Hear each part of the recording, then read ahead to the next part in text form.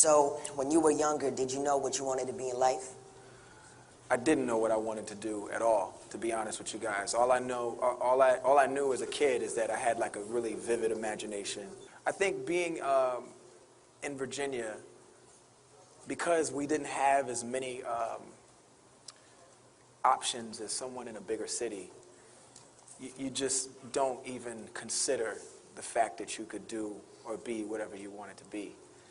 And that to me, that's the flaw in the system, because somehow our teachers were telling us that we could be anything we wanted to be, but it didn't resonate with me at all. I never, it's like that goes in one ear and out the other. It's like, you don't even consider it to like blow it off. It just in one ear and out the other. So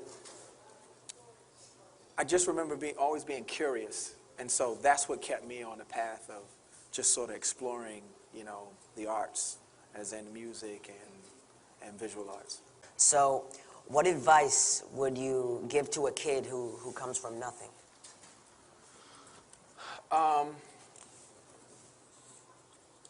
Well, let's define what nothing is. Yeah. When you say that you come from nothing, you're saying I come from nothing. Like nothing. Do you know what nothing is? Nothing is a void. Nothing is deep space with no stars. Nothing is, it's not possible for you to exist in nothing. So there's no such thing as nothing. It's all relative. So when you say, I was just explaining this to an old friend the other day who was saying, I have it so hard, it's so tough, and it's so crazy, and, I don't have anything. Well, sure you do. You have the same things that Bill Gates has. Because just like him, when he dies, you know what you're going to take with you? That's exactly right. So while the apartment may smell funny, while there may be pests and rodents, because that's what people generally relate to nothing, right? Come from nothing. And the car is a Hyundai, if there is a car. Or there's bus tickets, or train and free lunch. Nothing, right? It's not true. Imagine the people who live out in remote villages that have never heard of the iPod.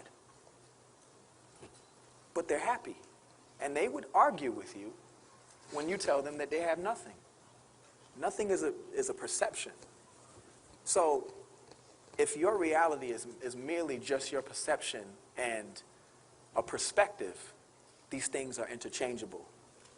So first, you need to, when you say you come from nothing, you should probably reevaluate that and think about it. Because if you're not cancer-stricken and you don't have AIDS and you have your legs and your fingers, I'd say you have a bigger chance as you have a huge advantage over people who are amputees who are really doing good in life, and people who have had AIDS for 10 years who are really succeeding, and people who have cancer that are fighting every day, but still they are working at the things that they love to do in life.